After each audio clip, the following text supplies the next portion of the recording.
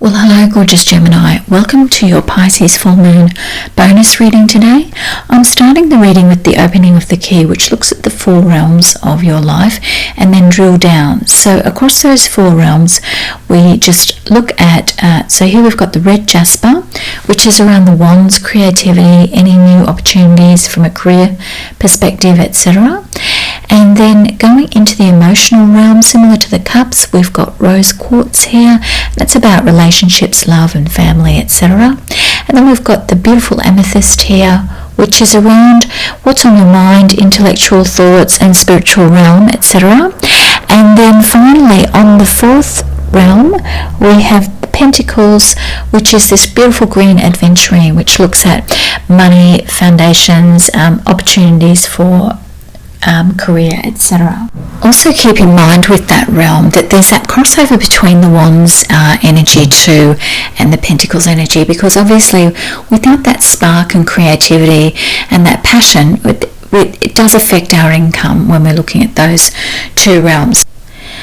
Okay, so I'll just start the split with another deck and then drill down from there. We've got a lot of astrological activity this month too. We've got the Sun in Virgo, we've also got Venus in Virgo this month, and then we've got Mercury retrograding in Virgo as well. Can you believe that? And later in the month, Mercury retrogrades through to Libra. So there is a lot going on, a lot of earth energy there, which can be interesting for you as an air sign, my darling Gemini, to navigate with so much earth. And on top of that, Mercury retrograde and then the big watery Pisces full moon. So let's split this deck out for you here and have a look at what cards are sitting there influencing over each of those realms, as I mentioned. Okay, let's look at the creativity realm here. And you've got beautiful energy here. You've got the Two of Cups in the creativity realm. So it's about connecting with other people during this full moon in Pisces. And you've got the Sun there, which is gorgeous energy from a creativity perspective. Oh my goodness, you've got the Knight of Pentacles and you've got the Hangman here. So when you think about the Hangman, you might have had a bit of a blockage or a delay with creativity. Something could have happened on the work front, and you've got the Seven of Cups there, which could be that you could have been caught up with some kind of distraction there. But I really see with the Nine of Pentacles and the Sun and the Two of Cups that this is a great time for connection and really maybe collaborating with somebody from a creative perspective. And sometimes it is good to connect with other people to bounce off ideas and find out if your idea might fly, if it's some kind of creative endeavour that you're looking to achieve during this time. Okay, so under the emotions and relationships, you've got the World card here. This can mean a few things. Could be a long distance romance. You could be hearing from someone a long way away that you haven't heard from for a while. With this Pisces full moon, there are a lot of people reaching out. When we think about when Mercury is in retrograde as well, we can sometimes have those dysfunctional relationships from the past reach out to us. We've got the Justice card there as well, and that again can be that we've got this Eight of Swords here. So you know, I really see that could be a situation where you have had something from the past that was quite maybe a difficult or emotional type situation where someone is reaching out to you and connecting. Maybe, you know, it'll be an end to that cycle for you. But remember, with an end to a cycle, there is always a beginning to a cycle, and there's always opportunities for new beginnings there. Now, under the emotional realm, we've got the Magician in reverse, and when I see something like this in reverse, I think about what energy do you need to bring that in, and you've got the Ten of Cups there.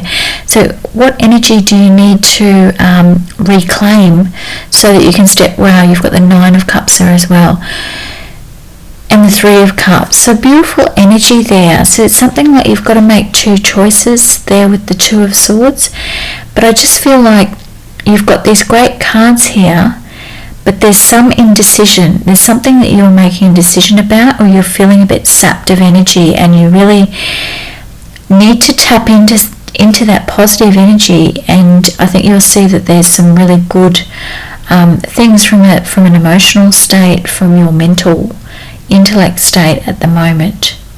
But it's about reversing that Magician energy back. Sometimes when the Magician is in reverse, there's some kind of deception that's happened. I really see though with this Two of Swords, and when I see the Two of Swords, particularly in these cards, I notice that the tips of the swords are outside the frame of this picture. It's almost like you're not seeing a full picture here, and this person is blindfolded. So it's kind of about getting that fuller picture to turn that magician back up in an upright position in that positive sense. But you need more information, and we'll drill down on that realm later on in the reading, of course. Okay, so Pentacles.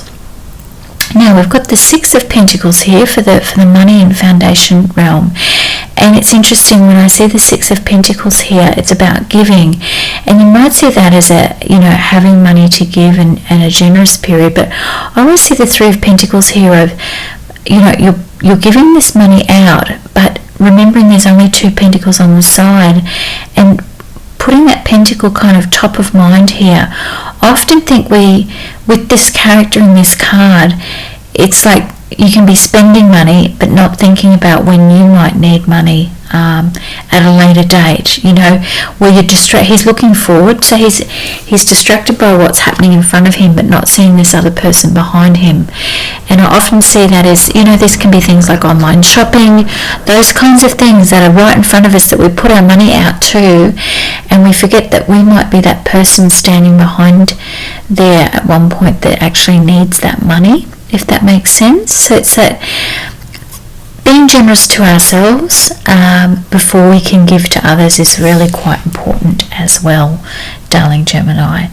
So that's something to keep in mind here from a money and career perspective as well. With any money coming in, anything from a foundation or home life perspective, be mindful of what you're putting out and what you're not saving for yourself. And you've got the Star here, which is gorgeous energy. Really, you know, things here are looking quite positive from that whole monetary perspective, and you might be finding that people reach out to you with opportunities. I often see that with the Star.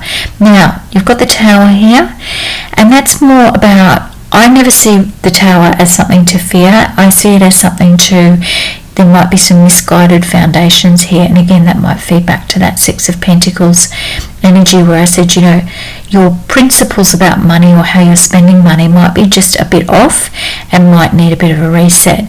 And you've got the Six of Wands there, so I think there's some kind of triumph that you can have during the month of September, during this Pisces full moon, taking into account how you are spending your money. And you've got the King of Cups there. Always says to me when it's in this kind of money realm is around, are you making emotional decisions about how you spend your money rather than logical decisions? Okay, so that's the opening of the key method, and now we will drill down by drawing cards for each of these realms and see where we go there with the read. Spirits and guides, a message for Gemini for this Pisces full moon 2022. Spirits and guides, a message for beautiful Gemini, this Pisces full moon. There we go. And just draw out the rest of these cards here for you, gorgeous Jill. Another one there, great. And yep, okay. And finally, oops, there we go. Have we got coming through? Oh, okay. Got two there actually three. Wow, okay. That's interesting. Okay, so let's have a look what's happening here. We've got the Two of Wands. I'm going to drill down on that a bit later on. We've got here the Nine of Swords on this emotional realm. I feel like with this moon in Pisces energy happening, it can be a time of getting into that emotions and revisiting the past, going on that over and over, particularly if we've had a recent disappointment. And so with the Nine of Swords, it's about, you know, are you hesitant on making a decision there, right? It's interesting. I've just flipped this up and I can see there's the Empress and the King of Pentacles sitting behind all of this energy here, right?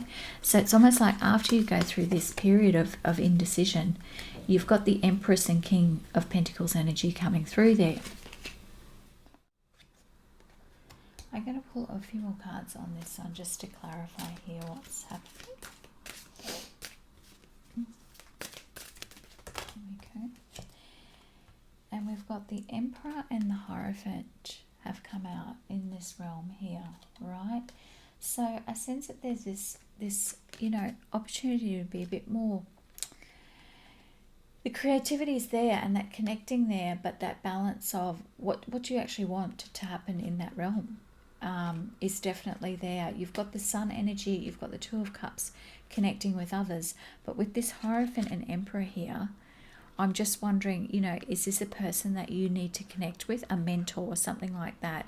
If you're thinking about starting a business, that kind of thing, these are the things that you need to think about. Who are the people that are going to be mentoring you? Who are you going to be spending time with that can impart that wisdom to you during this time, right?